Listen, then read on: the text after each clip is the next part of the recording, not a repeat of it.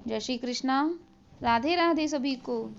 आज के इस वीडियो में हम आपके लिए खरमास की जानकारी लेकर आए हैं। खरमास कब से प्रारंभ हो रहा है और इस दौरान क्या करना चाहिए, क्या नहीं करना चाहिए, खरमास का महत्व क्या होता है, इस वीडियो में संपूर्ण जानकारी हम आपके लिए लेके आए हैं। तो आइए शुरू करते हैं। सूर्य देव के धनु राशि में प्रवेश करते ही खरमास शुरू हो जाता है। इस दौरान किसी भी तरह के मांगलिक कार्य नहीं किए जाते। दिसंबर में खरमास कब से लग रहा है, आइए जानते हैं। सूर्य देव जब धनु राशि में प्रवेश करते हैं तब से खरमास लग जाता है और इसकी समाप्ति मकर संक्रांति के दिन होती है। इस साल खरमास 16 दिसंबर 2023 से लग रहा है और इसका समापन 15 जनवरी 2024 को होगा। खरमास के दौरान किसी भी तरह के धार्मिक कार्य नहीं किए जाते, इसलिए ही खरमास के समय शादी ब्याह जैसे शुभ कार्यों पर रोक लग जाती है। खरमास तब लगता है जब सूर्य देव धनु और मीन राशि में गोचर करते हैं, क्योंकि इस दौरान सूर्य की वजह से बृहस्पति निस्तेज हो जाते हैं, जिस वजह से शुभ कार्यों पर रोक लग जाती है। बता दें, शुभ कार्यों में बृहस्पति की मौजूदगी आवश्यक होती है। खरमास के समय विवाह, सगाई या फिर शादी से जुड़ा हुआ कोई भी कार्य नहीं किया जाता। खरमास में नए घर में प्रवेश भी नहीं करना चाहिए, इससे दोष लगता है। खरमास में नए व्यापार का प्रारंभ भी नहीं करना चाहिए। साथ ही इस दौरान मुंडन, जनेऊ या फिर अन्य संस्कार भी नहीं किए जाने चाहिए। खरमास में सूर्य की उपासना करनी चाहिए। इस महीने दान, जप, तप आदि करना चाहिए। यह सब करना बेहद शुभ और फलदायी माना जाता है। खरमास में ब्राह्मण, गुरु, गाय और साधु सन्यासियों की सेवा करना शुभ होता है।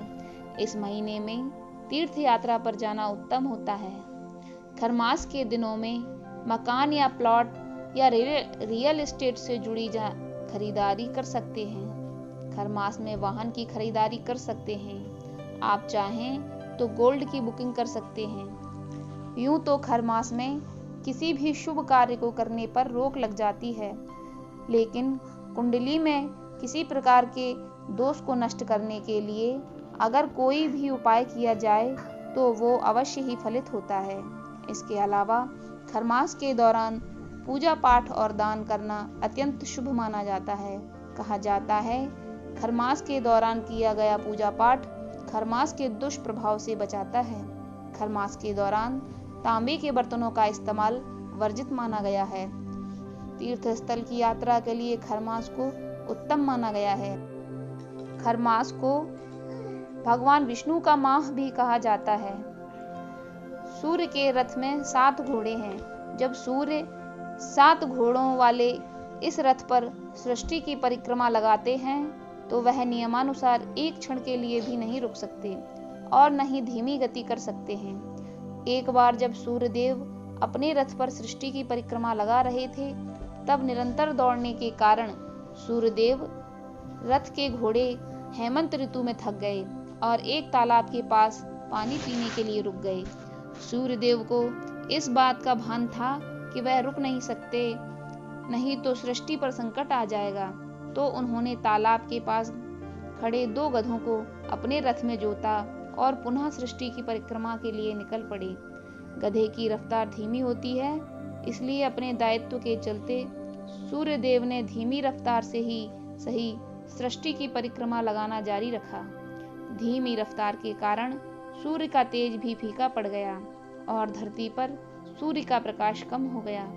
गधे के माध्यम से सृष्टि की परिक्रमा पूरी करने के कारण इस अवधि को खरमास कहा गया, क्योंकि खर का अर्थ होता है गधा।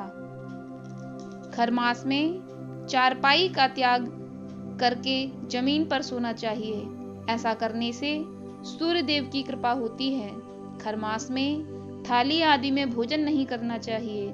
खरमास के दौरान लोगों को किसी प्रकार की लड़ाई झगड़ा नहीं करना चाहिए और नहीं झूठ बोलना चाहिए। मान्यता है कि खरमास के दौरान किसी प्रकार के मांस, मदिरा आदि का सेवन नहीं करना चाहिए। ज्योतिषियों के अनुसार जिस प्रकार श्राद्ध पक्ष में नए और शुभ कार्य करना वर्जित माना जाता है, उसी प्रकार खरमास में भी कुछ विशेष कार्यों को वर्जित माना जाता है।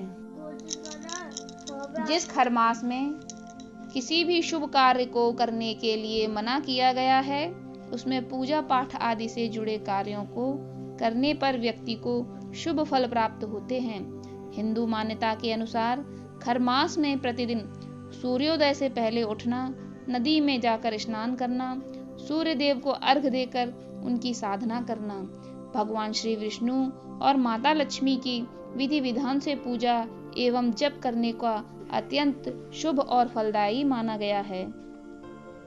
कार्य में मनचाही सफलता पाने के लिए प्रतिदिन सूर्य देवता का मंत्र और आदित्य हृदय स्तोत्र का पाठ करना चाहिए। खरमास के दौरान किसी निर्धन या कमजोर व्यक्ति की तन, मन और धन से मदद करना अत्यंत पुण्यदायी माना गया है।